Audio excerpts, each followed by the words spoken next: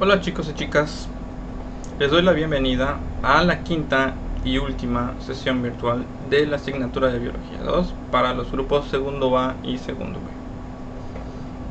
B. Como ya dije, esta va a ser nuestra última sesión.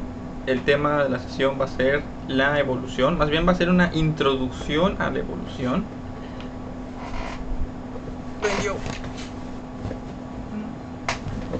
Va a ser una introducción a la evolución. Digo introducción porque realmente ustedes van a llevar evolución en tercer año de preparatoria, entonces aquí solamente vamos a ver la primera parte. Y después les voy a explicar su proyecto integrador.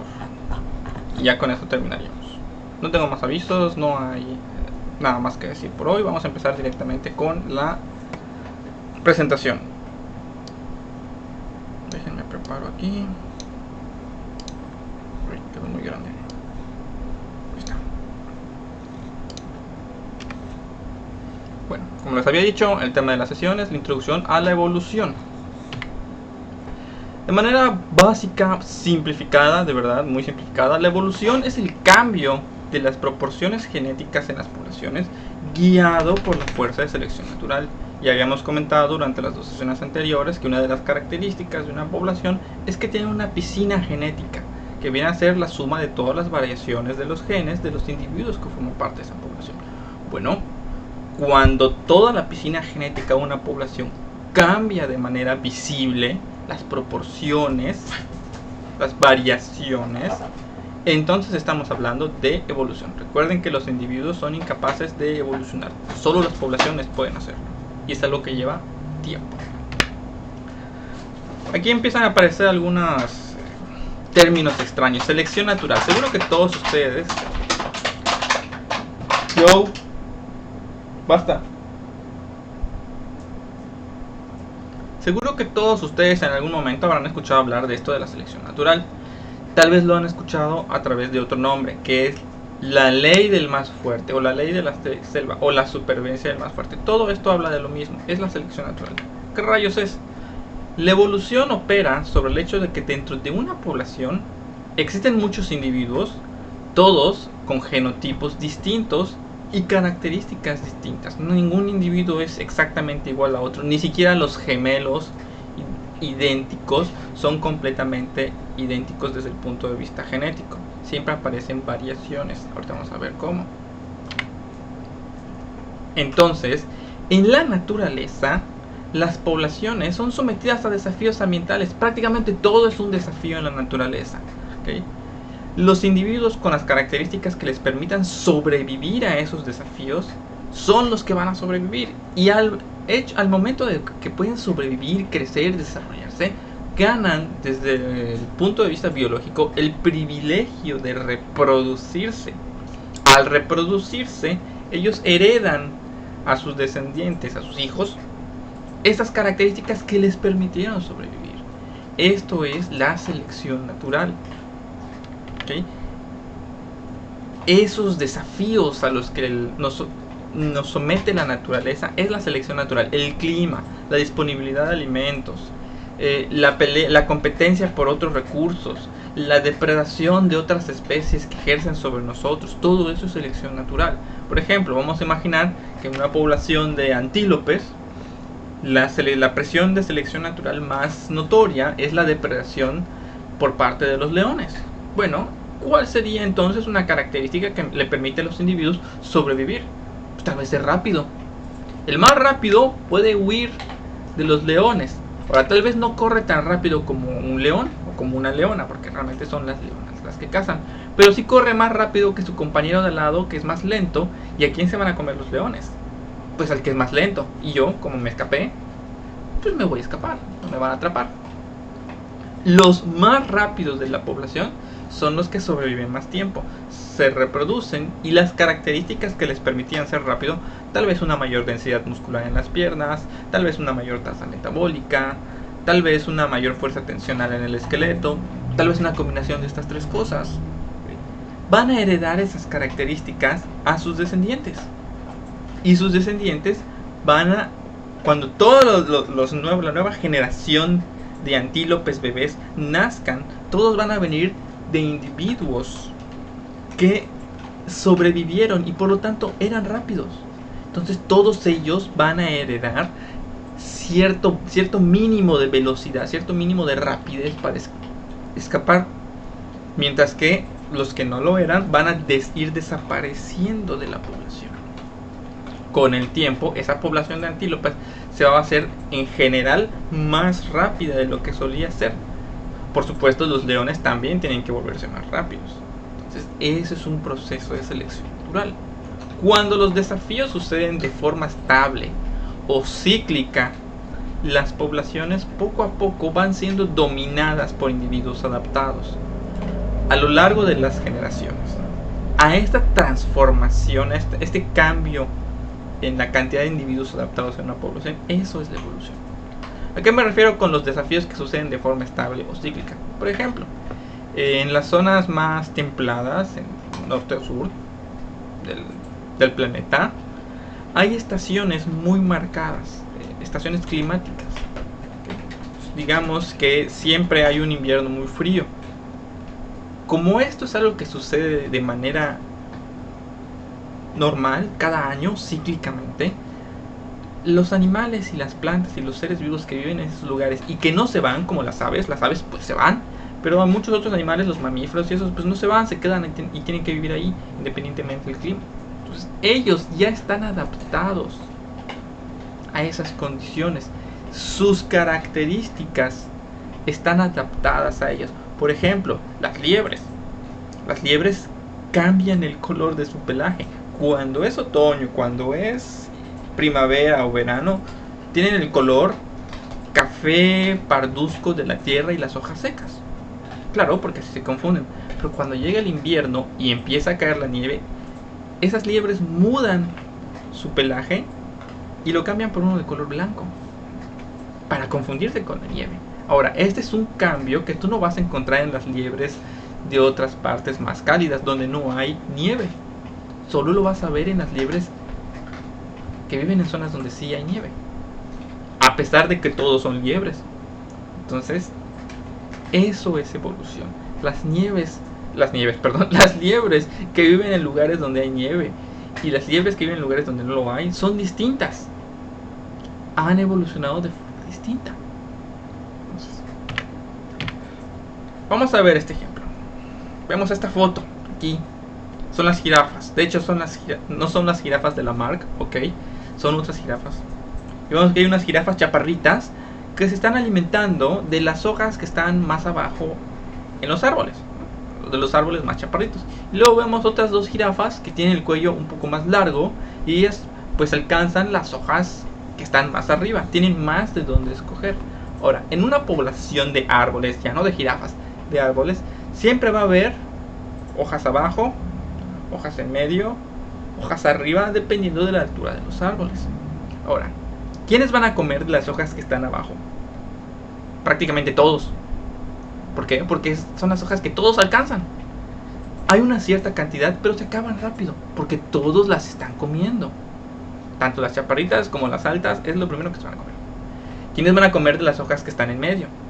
Bueno, las que alcancen. No son tantas, son menos. Las jirafas más chaparritas no van a alcanzar a esas hojas y por lo tanto no van a tener tanto alimento disponible, van a tender a ser desplazadas en la población, probablemente se mueran de hambre en algún punto. ¿Okay? Mientras que las jirafas medianitas, bueno, tienen un poquito más de comida y tal vez algunas de ellas sobrevivan. Pero en la parte alta, pocas jirafas van a alcanzar, solo las más altas. Como son menos jirafas las que están comiendo de esa parte, hay más comida, hay más abundancia del recurso, pero es un recurso que no todas pueden aprovechar, solamente aquellas jirafas que nacieron con un cuello largo, privilegiadas. ¿Okay? Entonces, cuando llegue el momento de la selección natural, se está gastando la comida. ¿Quiénes van a ser las primeras que se mueran? Las chaparritas. Luego van a empezar a morir las medianonas. Tal vez sobrevivan algunas cuantas, pero no muchas. Y por último, las más altas, ellas van a sobrevivir sin ningún problema, porque hay suficiente comida. Termina su desarrollo, entra la época reproductiva. ¿De qué hay más entonces? Jirafas altas. ¿De qué hay menos? Jirafas medianas. ¿Quedan chaparritas? ya no quedan chaparritas, ya se murieron todas. Se reproducen y todas las nuevas crías, toda la nueva generación de jirafas van a ser la mayoría jirafas altas y unas cuantas medianas que sobrevivieron y tuvieron la oportunidad de reproducirse y heredárselo a sus hijos. Pero ¿qué creen? También los árboles están evolucionando. Los árboles, por el mismo proceso, solo que en plantas, se van volviendo más altos. Así que de la nueva generación de jirafas, donde todas son relativamente altas, las más chaparritas de nuevo van a estar en ventaja. A pesar de que fueran más altas que las chaparritas de la generación anterior, estas nuevas chaparritas, que no están tan chaparritas, pero siguen siendo chaparritas para las demás, van a estar en desventaja y muy probablemente vayan a ser eliminadas de la población. Con el tiempo, las jirafas todas desarrollan este cuello largo, pero es un proceso que se da a través de generaciones. ¿Y de dónde viene este dichoso cuello largo? ¿Por qué algunas tienen el cuello largo y algunas tienen el cuello chaparro? Eso es lo que vamos a ver a continuación, ¿okay? Pero que sepan que las jirafas no alargan su cuello, como decía la marca, ¿okay? No es que, ay, estiro tanto mi cuello que me crece mi cuello. No, no funciona así. Es como que yo diga, ay, estiro mi mano tanto que me va a crecer la mano, ¿okay? Y aunque me creciera el brazo por estarlo estirando tanto, no es una característica que yo pueda heredar a mis hijos, ¿okay? Es como que yo diga que me corto la mano y mis hijos van a nacer sin mano. Pues no, o sea, no funciona así, ¿okay? Los genes no determinan ese tipo de cosas. Entonces, entiendan simplemente que en una población todos los individuos son diferentes. Y algunas de esas diferencias son clave para la supervivencia. En este caso estamos hablando de la altura. Algunas nacen chaparras, algunas nacen altas. ¿Por qué? Lo veremos después, ¿okay? Aquí tenemos otro ejemplo. Tenemos aquí dos polillas. Sí, dos. ¿Ya las vieron? ¿No las han visto? Ven una, ¿no? La que está de color claro. Ahora sí ya la ven, ¿no? Bueno, se las voy a mostrar. Aquí hay otra polilla, ¿ven? Una polilla de color oscuro y una textura prácticamente idéntica a la corteza del árbol donde está posada. Ahora, lo primero que ustedes vieron cuando yo puse esta imagen fue la polilla blanca. La vieron enseguida. Fue instantáneo. La polilla negra tal vez la vieron un poco después. Algunos tal vez les tomó todavía más tiempo. Ahora imagínense que ustedes son pájaros. Yo soy un pájaro. Estoy buscando comida. Como polillas, son bichos. Están muy ricos, me los como. Y de repente veo la polilla blanca. Bajo. Me como la polilla blanca. Y la polilla negra nunca la vi. ¿Qué está pasando? ¿Por qué son blancas? ¿Por qué son negras? Ahorita lo vamos a ver. Es una característica que simplemente sucede. En una población de polillas hay blancas, hay negras, hay cafés y hay de otros colores, ¿sí? Este es un ejemplo muy claro. El color aparentemente sucede porque sí, así como un perro puede salir de color oscuro, de color café, manchado, o sea, hay de todos colores y aparentemente ninguno de ellos da ninguna ventaja. Pero en el caso de las polillas sí hay una ventaja. Las polillas blancas son eliminadas primero en este ambiente muy específico donde las cortezas de las plantas son oscuras. Tal vez en una población donde los árboles sean, no sé, álamos, que tienen una corteza muy parecida a la de la polilla de color claro. Bueno, ahí las polillas blancas van a tener éxito y las que están negritas se las van a comer. Vemos cómo va cambiando según la presión de selección a la que están sometidos los animales. Entonces, este es otro ejemplo. Quienes van a sobrevivir en esta población específica, las polillas de color oscuro. Y entonces viene la gran pregunta: ¿de dónde vienen estas diferencias entre los individuos? ¿Por qué unas polillas son blancas? ¿Por qué unas polillas son negras? ¿Por qué unas jirafas nacen chaparritas? ¿Por qué otras nacen altas? ¿Sí? Esa es la gran pregunta. Y durante mucho tiempo no hubo respuesta. Por eso salieron teorías como la de la marca. La principal, primera, más importante causa, fuente de variación genética es la mutación. Ya hemos hablado de lo que es una mutación cuando estuvimos viendo el tema de ADN, pero vamos a refrescar, ¿okay? Y la otra causa o fuente de variación genética muy importante es la reproducción sexual. Esto lo acabamos literalmente de ver. O sea, hace 3 semanas estábamos hablando de esto. Ahora, si recordamos, durante la reproducción sexual existe una fase llamada la gametogénesis. ¿Okay? Durante la creación de los gametogénesis, hay una meiosis. Recordamos que hay una profase, metafase, anafase y telofase. Recordemos que durante esas fases, los cromosomas, esos con forma de tachitas, primero se emparejaban, luego se separaban y finalmente iban cada uno a lados distintos de la célula, que posteriormente se iba a separar y me iba a dar lugar a gametos. 4 gametos, cada uno con contenido genético distinto.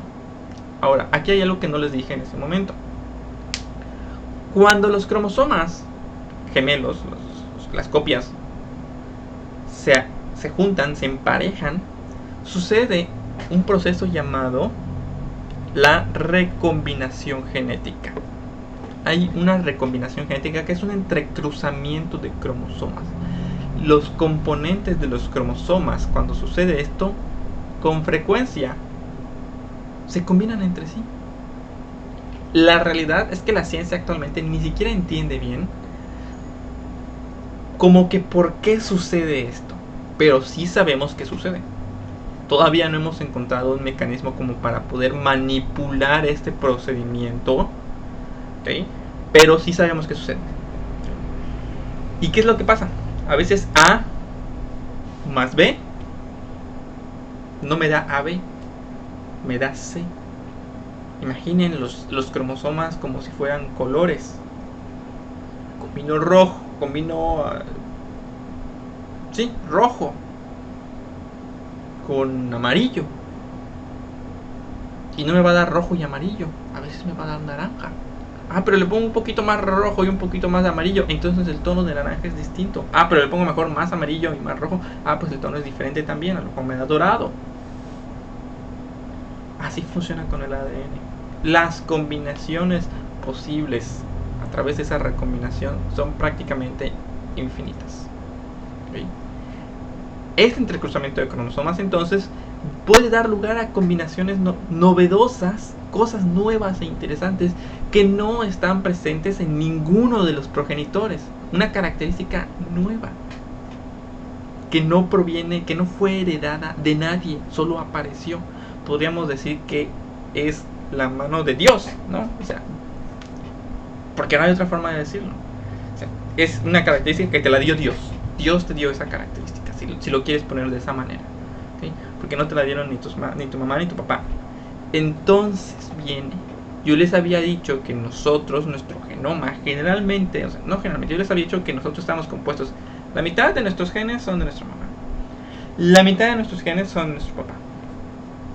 Vamos a cambiar ese paradigma. Ahora ya no es así. Ya no es mitad mamá y mitad papá. No soy un resultado de una combinación de mamá y papá. Soy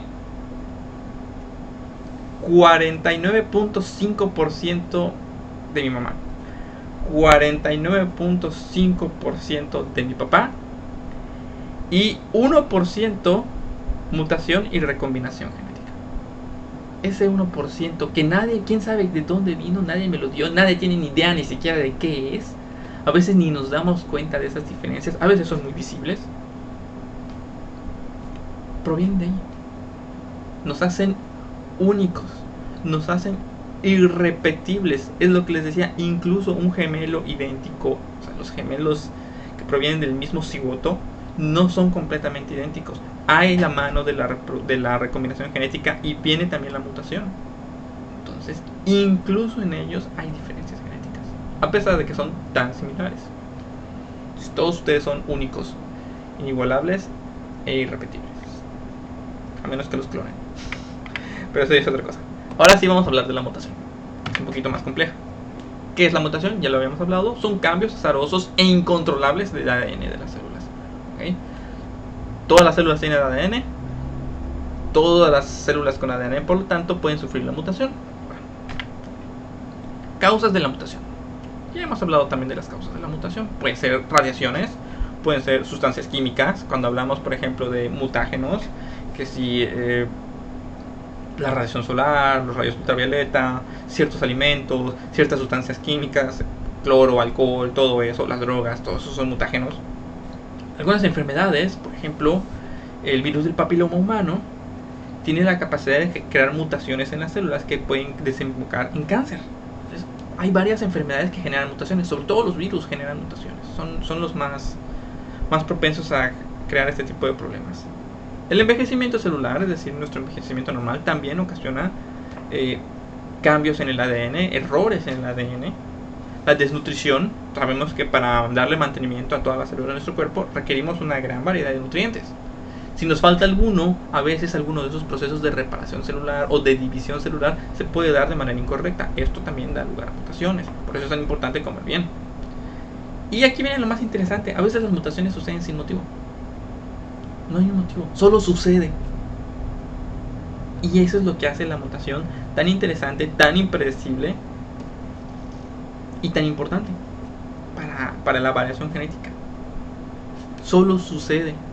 Nadie sabe por qué. Nadie puede predecirlo. Nadie puede controlarlo. Ahora, algo que tenemos que tener en cuenta es que los seres vivos, todos los seres vivos, tú y yo, y mi perro, todos sufren mutaciones todos los días de forma normal. ¿Okay? Células de nuestro cuerpo en este momento mismo que están aquí sentados viendo este video, en este mismo momento que estoy yo aquí hablando con ustedes, están mutando. Y están mutando de forma incontrolable y azarosa. Ahora, nuestros cuerpos disponen de mecanismos que le permiten detectar mutaciones en el ADN y repararlas. Es decir, hay mecanismos de seguridad que evitan que esas mutaciones nos generen problemas. ¿Okay? Sin embargo, a veces esas mutaciones pasan desapercibidas o las reparaciones no se pueden llevar a cabo, que es cuando vienen los problemas causados por mutaciones como el cáncer. Ahora, hablando desde un punto de vista biológico, una mutación puede ser dañina, pero también puede ser beneficiosa. O incluso puede ser simplemente indiferente, o sea, ni es buena ni es mala, solo está ahí. Por ejemplo, una manchita, una peca, por ejemplo, este lunar aquí gigante que tengo yo en mi boca, es una mutación. Es una mutación, es la realidad. Pero pues, ni me daña ni me perjudica. No tiene ninguna desventaja. Vamos a hablar de otra mutación, el albinismo. El albinismo genético es una mutación también, que es el resultado de una despigmentación en los melanocitos de la piel y de la retina de los ojos, que ocasionan un color excesivamente claro y diversas otras características. El albinismo desde un punto de vista biológico es una desventaja. ¿Por qué? Porque ese pigmento de la piel sabemos que nos protege de la luz de los rayos ultravioletas que se encuentran en el sol. Si no tienes esos pigmentos, tu piel se vuelve extremadamente frágil, extremadamente sensible a estas cosas, lo cual puede desembocar en problemas de cáncer o quemaduras. Entonces, esa sería una mutación dañina. Pero entonces regresamos al ejemplo de las jirafas. ¿Por qué algunas jirafas nacen con el cuello más largo? ¿Por qué otras nacen con el cuello más corto? ¿Por qué unas polillas son blancas y otras son negras? Mutación. ¿Por qué un perrito nace con manchas? ¿Por qué el otro nace de color blanquito? Si tienen los mismos papás. Mutación. Para los perritos tal vez no es una ventaja ni una desventaja, pero por ejemplo para la polilla sí. La mutación se dio, una es dañina, una es beneficiosa. La selección natural selecciona la que es beneficiosa. A veces las mutaciones simplemente causan la muerte del individuo. Hay mutaciones que son incompatibles con la vida. De hecho, la mayoría tienden a serlo, pero a veces pueden ser cosas positivas. Ahora, aquí es donde viene lo interesante. Los gametos, óvulos espermatozoides en el caso del humano, y los cigotos, la unión de estos, son la principal vía de la heredabilidad de las mutaciones. Las mutaciones suceden con frecuencia justo en estas etapas. Es decir, cuando tú te formaste, cuando un espermatozoide y un óvulo se unió para formar un cigoto que eventualmente se convertiría en ti, es muy probable, no es muy probable, es seguro que sucedieron mutaciones. ¿Recuerdan? 49.5% mamá, 49.5% papá, y ese 1%, una parte viene de la recombinación antes de la formación de los gametos y otra parte sucede justo en ese momento. Mutaste. Y esas mutaciones, como sucedieron en esa primera célula que daría lugar a todas las demás, se quedan en ti. Tal vez eres un poquito más alto, tal vez eres un poquito más fuerte, tal vez tienes el ojo de un color extraño, alguna peca, alguna mancha, los dedos largos, la forma de la nariz, la forma de la barbilla, que si tienes las rodillas arrugadas, no lo sé. A veces ni nos damos cuenta de qué es. Muchos vivimos nuestras vidas sin saber nunca cuáles fueron esas dichosas mutaciones. ¿Por qué? Porque pues son cosas muy pequeñas. A veces son mutaciones que no se pueden ver en nuestro fenotipo. Alguna proteína, algún aminoácido que es un poquito diferente, pero pues no nos afecta. Es interesante hablar de esto. Sepan que la mutación es la principal, más importante fuente de variabilidad genética en todos los seres vivos, hasta en los que no se reproducen por reproducción sexual. Ahora, habiendo hablado de las fuentes de variabilidad y lo que es la evolución y lo que es la selección natural, vamos a hablar de la convergencia y la divergencia. ¿Okay?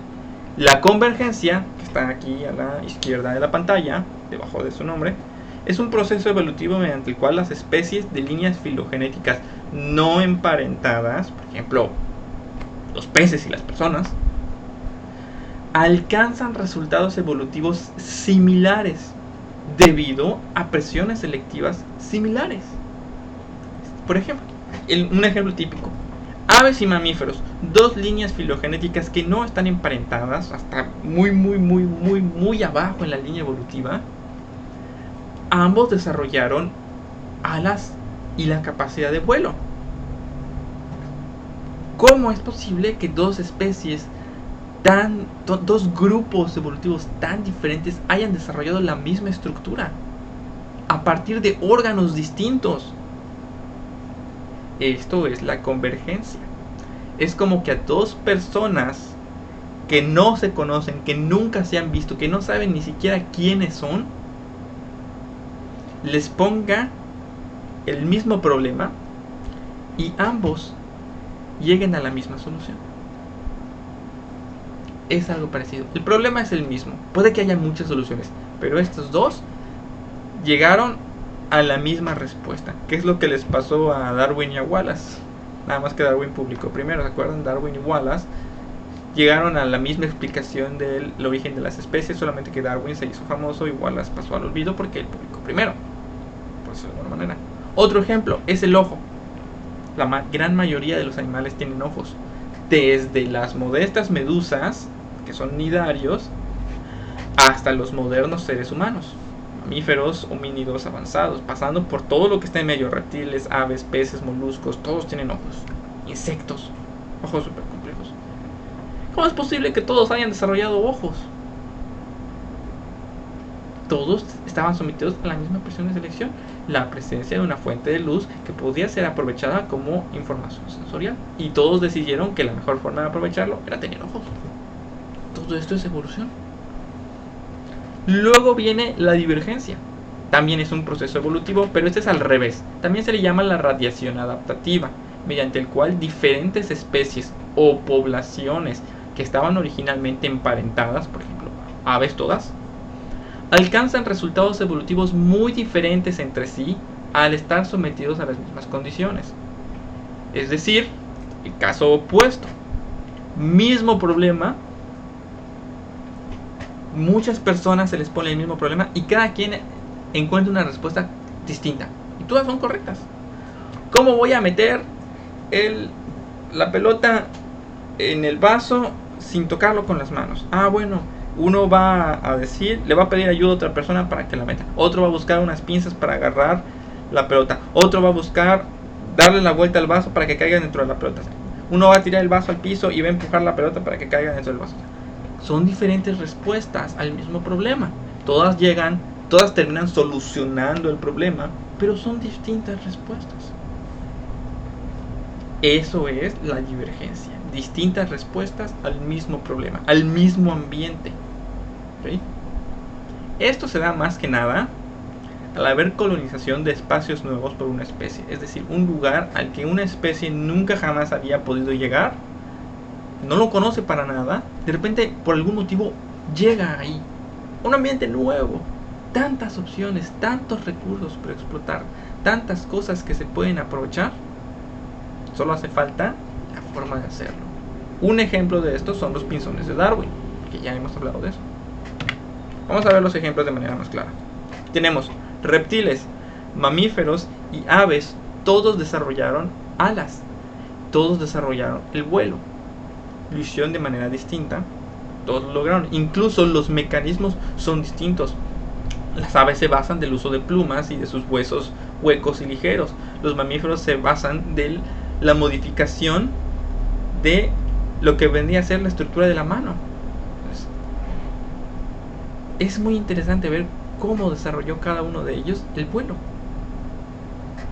Otro ejemplo, la natación, el cuerpo fusiforme. Lo vemos en los mamíferos, delfines, ballenas. En reptiles, que es el ictiosaurio, que es un reptil fósil, pero que era un reptil que tenía esa estructura. De hecho, parece un pez. Lo vemos en peces, el tiburón, ¿no? Todos los peces. Vemos cómo diferentes líneas filogenéticas llegaron a la misma respuesta, al mismo problema, cómo desplazarse. Luego vemos aquí la radiación adaptativa, la divergencia. Los pinzones de Darwin. Este problema se plantea en las Islas Galápagos. Las Islas Galápagos son un lugar geográficamente inaccesible para casi todos los animales. Las aves, los pinzones en este caso, no tenían la capacidad de volar del continente a las Islas Galápagos. Pero luego, cuando Darwin, en su viaje a través del barco, el HMS Beagle, durante su larga y sonada travesía de 4 años, muchas aves viajan junto con los barcos. En los barcos hay comida, en los barcos hay donde descansar, ¿no? En las velas y todo. Así que cuando un barco grande salía de un puerto en ese entonces, las aves tendían a seguirlo y a viajar con ese barco, y se iban con ese barco, y con ese barco llegaban a lugares nuevos. Cuando llega Darwin a las Islas Galápagos con sus pinzones que estaban viviendo en el barco, viajando con ellos, y fondean ahí, muchos pinzones deciden quedarse en ese lugar. Pero es un ambiente nuevo, ellos nunca habían estado ahí. Había tantas cosas que podían comer. Por ejemplo, en la playa habían agujeros en la arena donde vivían pequeños animalitos, crustáceos y gusanos y otros animalitos así interesantes, pero estaban en un agujero. Entonces, ¿cómo voy a poder aprovechar el alimentarme de esos animalitos? Bueno, aquellos que tenían el pico muy delgado y muy largo como para poder meter el pico en el agujerito y sacar el bichito y comérselo. Pero no todos eran así. Los pinzones que llegaron con Darwin eran una población. Todos los individuos eran distintos. Aquellos que tenían el pico más largo y más delgado pudieron hacer esto. Todos los demás tuvieron que buscar otra forma de adaptarse. ¿Por qué? Porque no podían aprovechar ese recurso. Había cactus con bayas, pero el cactus plantea el problema de las espinas. ¿Quiénes tenían la ventaja? Bueno, los que también tenían el pico largo, pero ancho para poder atrapar, triturar y aplastar las bayas. Ellos no podían meter el pico por el agujerito para sacar el bichito de la arena, pero sí podían comerse las bayas de los cactus. Los que tenían el pico grueso para poder escarbar en zonas de vegetación y obtener también alimentos. Los que tenían el pico como para poder alimentarse de hojas. Entonces, cada uno, de acuerdo a sus características, buscó la forma de sobrevivir en ese ambiente. ¿Qué ocasiona esto? Con el tiempo, los individuos distintos de esa población comienzan a crear subpoblaciones. Los que somos todos igualitos y nos alimentamos de los bichos, todos nosotros juntos, somos una población, con ustedes ya nada que ver. Los que nos alimentamos de los cactus, también nosotros somos una población. Los que nos alimentamos de animales que se encuentran debajo de la corteza de los árboles, nosotros somos otra. Los que comemos hojas, otra. Comienzan a reproducirse entre sí. Con el tiempo se producen poblaciones completas distintas dentro de las Galápagos. Los que comen insectos, los que comen semillas, los que comen partes de los cactus, los que comen frutas, los que comen hojas. Y todos venían del mismo pinzón. Antes solían ser una sola población. Llegan a un lugar nuevo, lleno de posibilidades, lleno de recursos, solo hacía falta tener las características adecuadas para aprovecharlas. Y eso fue lo que hicieron. Cada uno al César lo que es del César y zapatero a su zapato. Para lo que eres bueno, pues aprovechas. Último tema, especiación. Esto viene de la mano de lo que acabamos de hablar. Cuando una población evoluciona de forma distinta a otras poblaciones de su misma especie, por el motivo que sea, con el tiempo, las diferencias que se van acumulando en esa población pueden llegar a ser tantas que las poblaciones ya no son compatibles y se origina una nueva especie con características únicas. ¿Okay? Dos poblaciones idénticas evolucionan de forma distinta. Con el tiempo son tan diferentes que ya no son la misma especie. Vamos a ver el ejemplo. Aquí tenemos en la parte de arriba aves. El ave que tú quieras. Vamos a decir pinzones. Los pinzones viven en una llanura con colinas. ¿Okay? Abarcan todo el área, todo eso es su territorio. Vuelan sin ningún tipo de restricción de un lado a otro. Las colinas, como son bajas, pues no le estorban realmente el vuelo de las aves. Así que todas esas aves son una única población, una misma especie, como siempre. De repente sucede un movimiento tectónico. Hay un cambio en el ambiente y se levanta una cordillera de montañas así bien impresionante. Y estas aves, que son de vuelo bajo, ya no pueden cruzar. Quedan atrapadas. Obviamente este movimiento tal vez no sucedió de un día para otro, pero va sucediendo, se van levantando la cordillera de montañas. Las aves, mientras pueden volar de un lado para otro, lo van a seguir haciendo, hasta que llegue un día en que traten de pasar y ya no lo logren. Entonces las aves que se quedaron de un lado y las aves que se quedaron del otro ya no se vuelven a encontrar, se separan permanentemente, se convierten en dos poblaciones. Al inicio esas dos poblaciones son prácticamente iguales porque suelen ser una. Son la misma especie. Si por algún motivo se volvieran a encontrar, podrían volver a formar una población, pero ya no lo van a hacer. Ahora, después de que se levanta esta cordillera, si se fijan, hay colores distintos. El clima a un lado y al otro cambia. De este lado tenemos un clima de pradera. Clima templado, hay comida, hay agua. Eso sí, no hay mucho donde esconderse. Entonces las aves que se quedan de ese lado evolucionan, van cambiando y se van seleccionando para sobrevivir en esas condiciones. Pero del otro lado, donde estaba la otra parte de la población, se vuelve un desierto. Condiciones completamente distintas a las del otro lado. Falta de agua, mucho calor. Sí hay comida.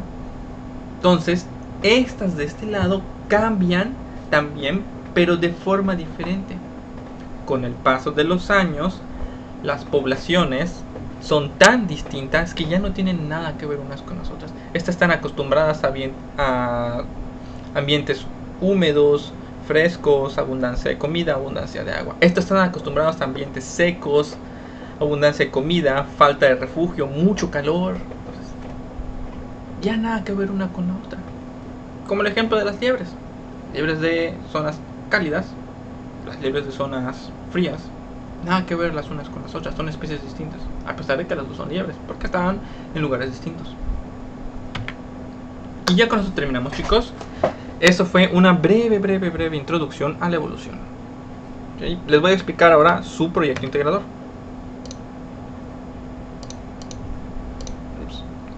Okay. Como siempre, ya saben, el proyecto integrador tiene un valor de 50 puntos. A mí me van a entregar los chicos de segundo A y segundo B. Vamos a ver.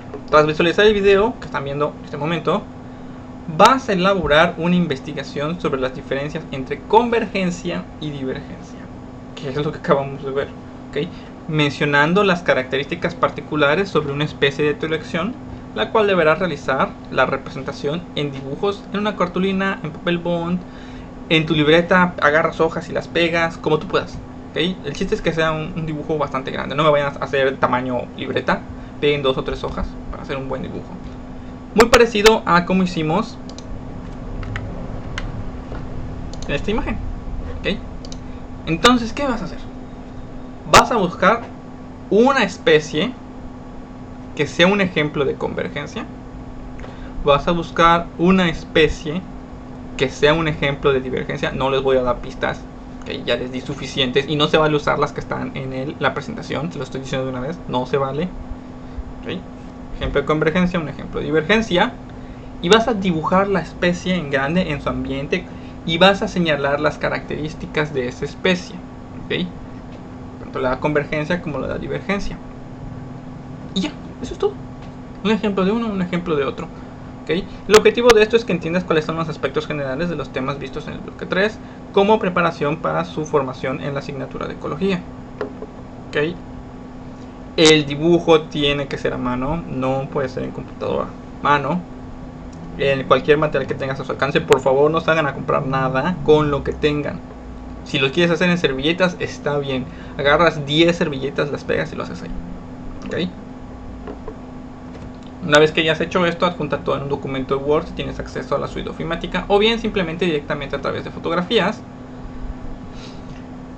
Vas a preparar también una portada, grado, grupo, nombre completo, y me vas a enviar todo a mi correo electrónico. ¿Okay? Y ese es tu proyecto. De verdad. Qué fácil, ¿no? Todavía no hay fecha para la entrega de este proyecto. Por favor, estén muy pendientes a la fanpage del Instituto José Vasconcelos. Ahí se va a anunciar el calendario de exámenes, la fecha de su examen, entre comillas, va a ser el límite de la fecha de entrega de este proyecto. Por favor, hago mucho énfasis en la palabra el límite. ¿Okay? Eso quiere decir que ese día yo voy a calificar lo que tenga en mi correo, y ese día voy a sentar calificaciones, y ese día voy a estar enviando esas calificaciones a control escolar para que las asienten. ¿Okay? Por favor, traten de ser muy responsables con sus entregas. Que ese sea el límite no quiere decir que tienen que entregar ese día. Es preferible que entreguen antes. ¿Okay? Su rúbrica, por si la quieren, donde se explica claramente todo lo que tienen que hacer. Vean, hagan énfasis que el cartel debe incluir ejemplos correctos de convergencia y divergencia representando las dos especies de manera visual y describiendo al menos 7 características de cada ejemplo. ¿Ok? Si quieren que esté bien. Y por lo menos el 70% del trabajo tiene que ser dibujos. Eso es todo, ese es tu proyecto, está muy fácil, la verdad. No tiene gran trabajo, pero les va a ayudar a cimentar lo que hemos estado aprendiendo. Y lo que viene a ser la parte de temas. Con esto terminamos, chicos. Unas cuantas palabras para despedirme de ustedes, porque sí, ya terminamos, chicos. Pues antes que nada, antes de terminar ya el semestre, las clases, los videos, las tareas, todo, quiero agradecerles. La verdad es que todo esto ha sido una situación difícil, desconocida para nosotros, desafiante, no solamente para los maestros, ¿ok? Para ustedes también, para sus papás, para la escuela. Todos hemos estado muy presionados. Yo sé que varios de ustedes están pasando por diferentes problemas, por diferentes situaciones en su casa, y sin embargo veo cómo hacen el esfuerzo, cómo lo intentan, cómo tratan de mandar sus tareas, cómo las mandan bien. Eso es lo que más me encanta. O sea, están haciendo muy bien sus tareas. Han hecho más de lo que honestamente teníamos derecho a pedirles. ¿Okay? No más de lo que esperábamos, porque yo siempre he sabido que todos ustedes son muy buenos chicos, muy buenos estudiantes, que siempre he tenido muy buenas esperanzas de ustedes, pero sí hicieron más de lo que yo les hubiera pedido. Y la verdad es que eso me llena de orgullo. Estoy muy orgulloso de ser su maestro. Estoy muy orgulloso de haber preparado todo esto. Estoy muy orgulloso de ustedes. ¿Okay? Y pues con esto terminaríamos. Solamente ese agradecimiento. Me despido por ahora. De todos modos, si tienen alguna duda, si quieren preguntar algo, si quieren platicar de algo, me tienen en mi correo. ¿Okay? El hecho de que ya no esté dando clases no quiere decir que deje de ser su maestro. Pues nada más desearles que todo esté bien. Cuídense mucho, por favor, no hagan tonterías. Yo sé que es difícil estar en tu casa todo el día encerrado, viendo a tu hermanito, viendo a tus familiares. A veces tal vez hay rencillas o roces, pero es importante que lo hagan. ¿ok? Tienen que cuidarte, tienen que cuidar a sus familiares.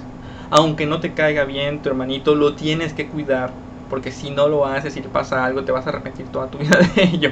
Entonces tienen que cuidar a sus familiares, ¿ok? Tienen que cuidar a ustedes.